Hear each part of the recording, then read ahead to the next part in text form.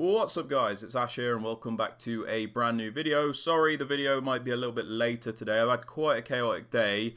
We went to the casino for my auntie's birthday thing, walked in with like 50 quid or something and ended up cashing out like 15p. I've also got like a banging headache from like a hangover and that because we went like a few hours ago now and I've been to sleep. So yeah, not too great for me. How have you guys been doing? Let me know in the comments. And yeah, today we have some 4-2-3-1 custom tactics. And yeah, let's get right into it, guys. I hope you enjoy. If you guys want coins for FC24, make sure you check out MMOEXP.com. Their link is down in the description. They're very fast, they're very cheap, they're very reliable. And if you use my code Rema, you can get yourself a lovely 5% discount. Alright then, guys. So for the custom tactics, defensive style, we have this on balance. Gives you the best control over your defense. So when you want to be aggressive and press your opponents, you can do that, and then when you want to drop off and be a little bit more passive, you can also do that. So balanced is definitely the way to go, and when it comes to applying pressure, there is something else we can do, which I'll get onto in a moment. For the defensive width, I prefer a more narrow width in this game. I think it's better to at least be nice, narrow and compact to stop those attacks through the middle, because if somebody wants to go for a cutback, they'll do it anyway. So you're better off at least being nice and sound in the middle of the pitch. For the depth, guys, this is what I was on about when it came to the pressure in this game. So if you have your depth on 71 or higher on the new gen versions of the game, you'll get this automatic press, a very strong press, a very overpowered press. The game basically defends for you. And the thing about the 71 depth is you get like a minimal stamina drain, so you can basically press like a madman all game and not get punished. If you're on the old gen version of the game, however, this won't work, so just go for something like 55 to 60 depth and you will be fine. Now moving on to build-up play, guys, I have this on balance, the most controlled form of build-up. When you want to play slow you can, and when you want to speed it up you can, so balanced is the way I like to go there. Direct passing is very important in the meta of this game. Basically your attackers will always push very far into your opponent's box, and then they will track back after the opponent follows their run, so you can do the little cutback. So very boring but very necessary in this game. Now for the attacking width, I don't like having my attack too wide, and I don't like having it crazy narrow either a lot of the time. So 42 is really nice and balanced. Been enjoying that a lot with this formation. Just change the width to whatever you want basically. For the players in box, I just have this on 7 at the moment. Get quite a few players into the box, you know, commit quite a few bodies to create as many chances as we can.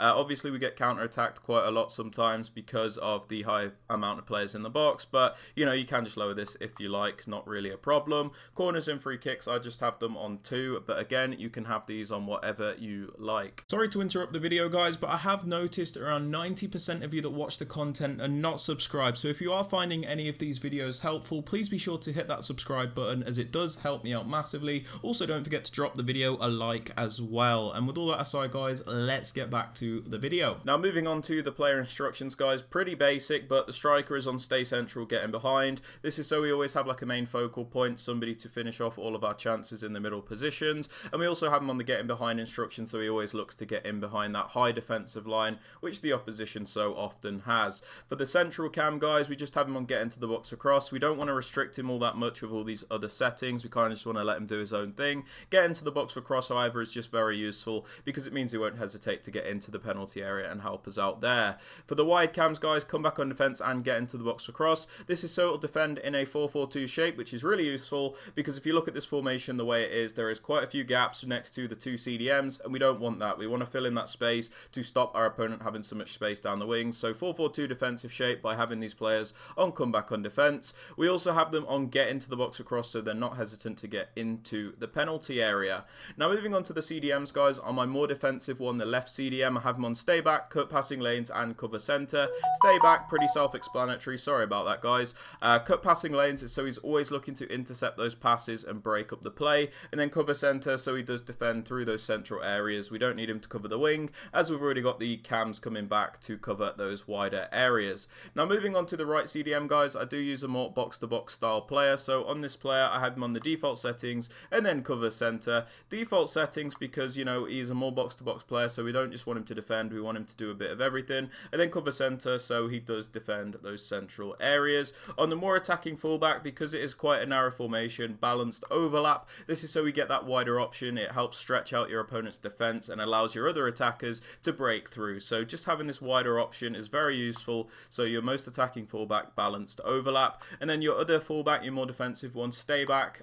This is so you always have at least 3 defenders back at a time, so you can be nice and defensively sound as well as being attacking. For the 2 centre backs and the keeper, guys, I just leave them alone, but if you want to put the keeper on comes for crosses and sweeper keeper, that is completely up to you. But yeah, guys, that is basically it for the video. If you have enjoyed or found it useful, please be sure to drop it a like, sub to the channel if you are new, and don't forget to turn on notifications. And with all that aside, guys, I hope you have a great rest of your day, and I'll catch you all in the next video. Peace out, guys.